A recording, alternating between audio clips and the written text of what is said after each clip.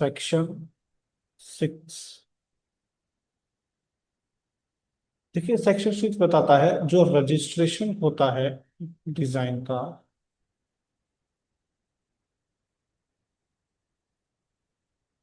Be in respect of particular article.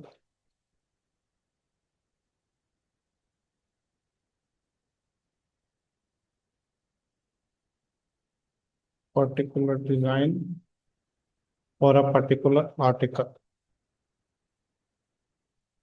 देखिए इसमें क्या है। इस पॉइंट को समझिए। If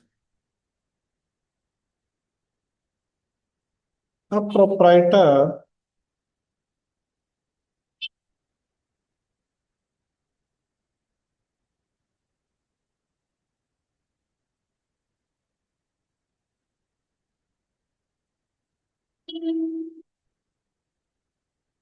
has already a design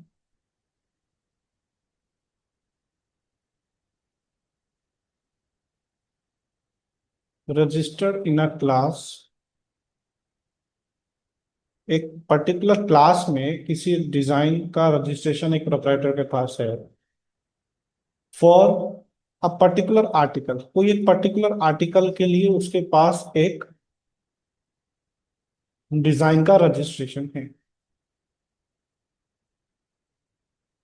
now he wants to apply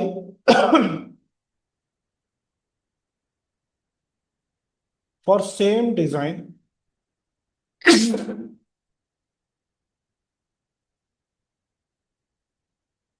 in same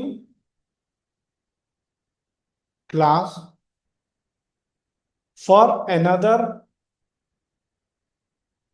article. अब क्वेश्चन ये आता है कि क्या ये पॉसिबल है।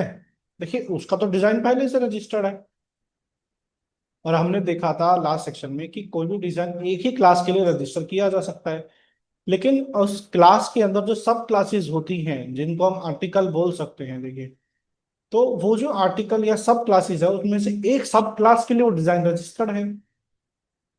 अब वो खुद ही वही प्रोप्राइटर उसी क्लास में किसी दूसरे आर्टिकल के लिए किसी दूसरी सब क्लास की अगर हम बात करें तो वहां पर वो रजिस्टर करवाना चाहता है तो he can, it is possible.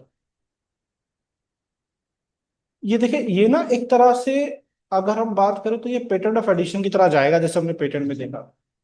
कैसे, देखिए आगे देखिए। ऐसी एप्लीकेशन को कंट्रोलर कैन नॉट रिफ्यूज। पहला, कौन से ग्राउंड पर रिफ्यूज नहीं कर सकते हैं? That design is already registered.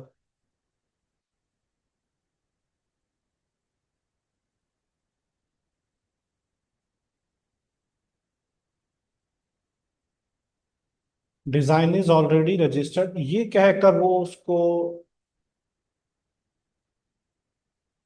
Refuse नहीं कर सकते। सेकंड, ये कहकर रिफ्यूज नहीं कर सकते that design is already published. That design is already published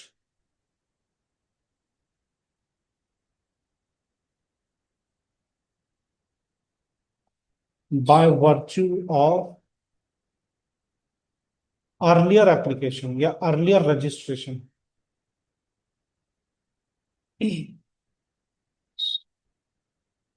और उसके जैसे उस रजिस्ट्रेशन के बाद अगर उस आर्टिकल का कहीं पर भी पब्लिकेशन हुआ है तो वो उस पॉइंट से उसको रिफ्यूज नहीं कर सकते। ठीक है। क्यों? क्योंकि वही प्रोपराइटर उसके लिए वापस से दोबारा एप्लीकेशन कर रहा है जिसके पास पहले वाला रजिस्ट्रेशन, वो सेम प्रोपराइटर है। But if any other person applies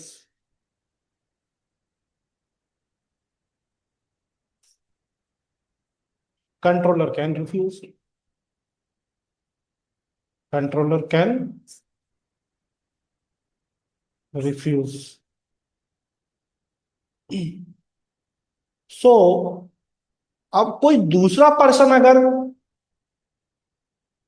ऐसे कोई एप्लीकेशन फाइल करता है तो कंट्रोलर रिफ्यूज कर सकते हैं, but until this person acquires that registration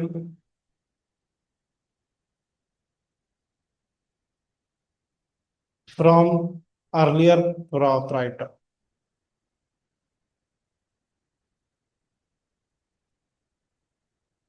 देखिए, अगर ये पर्सन उस पुराने वाले प्रोप्राइटर से वो जो डिजाइन का रजिस्ट्रेशन है, वो जो राइट्स हैं डिजाइन के, वो परचेज ना कर ले, एक्वायर ना कर ले, तब तक वो इसको रजिस्टर नहीं कर सकता। उसके पास एक ही रास्ता है कि पहले वो उस रजिस्ट्रेशन को एक्वायर करे, उसमें प्रोप्राइटर की जगह अपना नाम डलवाए और खुद उसका प्रोप्राइटर बने। तो क्या होगा कि ये जो पर्सन ने उसी डिजाइन की एप्लीकेशन दूसरे आर्टिकल के लिए अप्लाई की है, तब उसको उसका रजिस्ट्रेशन मिल सकता है। क्योंकि ये जो इसकी दूसरी एप्लीकेशन होगी ना, वो ये मानकर आगे प्रोसीड की जाएगी कि यही पहले दिन से उसका proprietor, and his application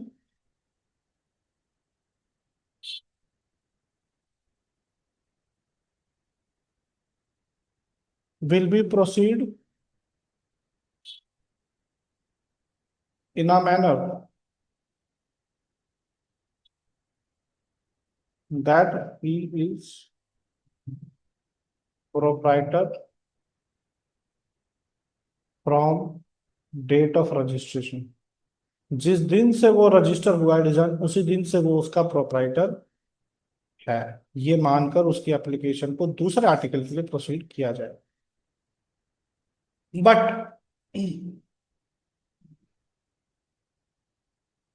the tenure for the second application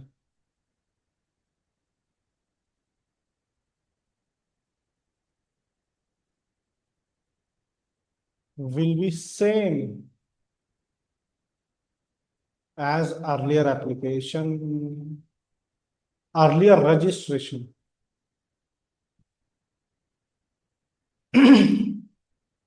tenure नहीं बढ़ेगा यहाँ पर। जैसे पेटेंट ऑफ एडिशन में हमने क्या देखा था, अगर कोई पेटेंट ऑफ एडिशन आता है तो उसका टर्म वही होता है जो मेन एप्लीकेशन का होता है। जिस दिन उसका टर्म स्टार्ट हो चुका था, पेटेंट ऑफ एडिशन भी वहीं से माना जाता है।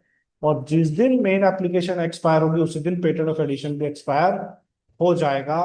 तो वैसा ही यहाँ पर भी होगा।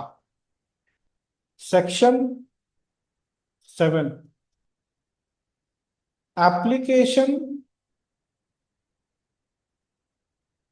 देखिए, जो डिजाइन की रजिस्ट्रेशन की एप्लीकेशन होती है ना, will be published on registration. देखिए, अगर कोई डिजाइन पूरे प्रोसेस से होने के बाद, इसको समझिएगा, अब जो डिजाइन की एप्लीकेशन होती है ना, वो तभी पब्लिश होती है जब वो रजिस्टर होती है। मान लीजिए कोई डिजाइन की एप्लीकेशन आई और वो रिफ्यूज हो गई या अबेंडन हो गई या वो रजिस्टर नहीं हुई, तो वो डिजाइन कभी भी पब्लिश नहीं किया जाएगा। डिजाइन की एप्लीकेशन तभी पब्लिश होती है जब वो रजिस्टर होती है। इसमें कोई अर्ली पब्लिकेशन या ओनली पब्लिकेशन जैसा कुछ नहीं होता है। अगर डिजाइन रजिस्टर हो रहा है तो ही पब्लिश होगा, और इसी बात का पब्लिकेशन होता है दैट इट इज रजिस्टर्ड, या इसका रजिस्ट्रेशन हो रहा है। यही चीज का पब्लिकेशन होता है और कुछ नहीं। अगर वो रिफ्यूज हो रही है, उसमें कोई भी बेसिकली अगर रजिस्टर नहीं हो रही तो पब्लिकेशन नहीं होगा, बस। चलिए, यही चीज अब हम देखते हैं चल के हमारे बेयर एक्ट से।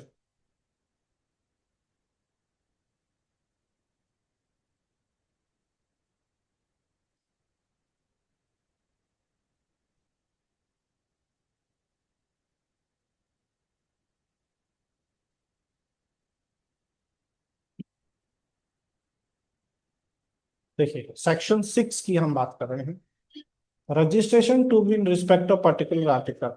Design may be registered in respect of any or all of the articles comprised in prescribed class of articles. Any question arising to the class within which any article falls shall be determined the controller, whose decision in the matter shall be final. Controller last में decide करता है कि कौन सी class में वो registration होगा.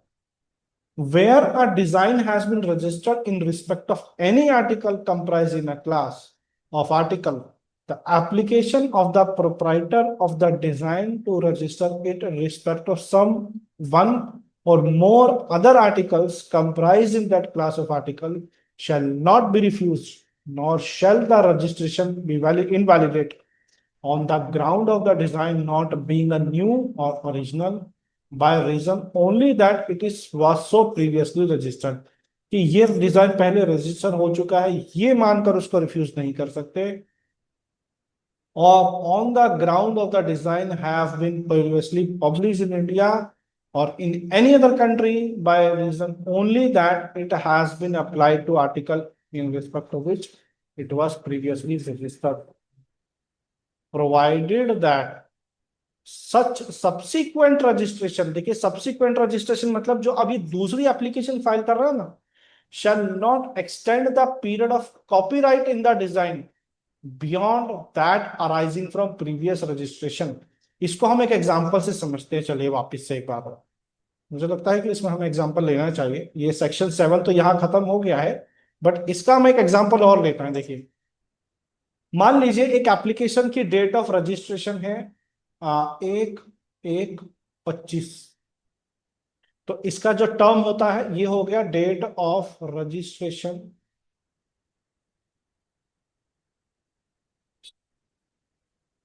Design 1. Design तो वही है बट दूसरे आर्टिकल के लिए है ना. तो डिजाइन वही है, और मान लीजिए डिजाइन है और कोई आर्टिकल है 1.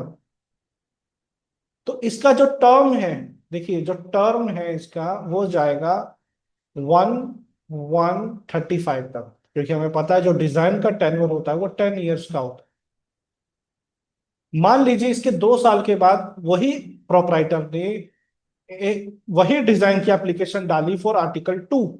मान लीजिए और ये डेट है 16 जुलाई 2028.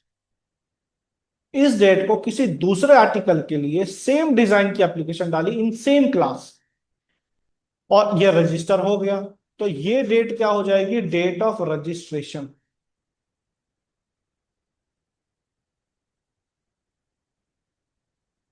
For this article. तो अगर देखा जाए इसका टेन्योर यहां से स्टार्ट होना चाहिए था, यानी कि 16/7/38.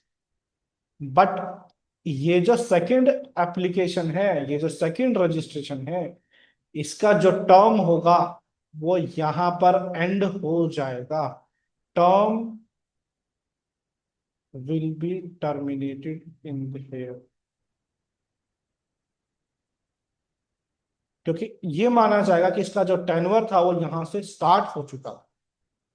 तो ये है इस बात का मतलब. देखिए कहीं ना कहीं थोड़ा बहुत ये झलक देता है पेटेंट ऑफ एडिशन की.